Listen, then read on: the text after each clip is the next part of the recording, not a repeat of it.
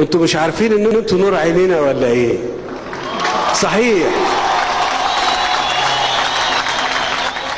يا حسين يا ابن عمي، انا عارف كويس قوي انا بعمل ايه. وبعدين مش يمكن يا اخي شعبيتي تزيد وابقى رئيس الجمهوريه؟ اقسم بالله العظيم، اقسم بالله العظيم، اقسم بالله العظيم. اديك على الاقل هتضمن انك بتستثمر فلوسك مع الرئيس.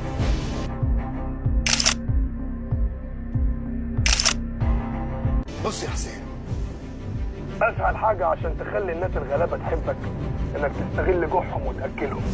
والناس من كتر ما بقها بقى مفتوح، عقولها كمان بقت مفتوحه وبقت مستعده تستقبل وتصدق اي حاجه.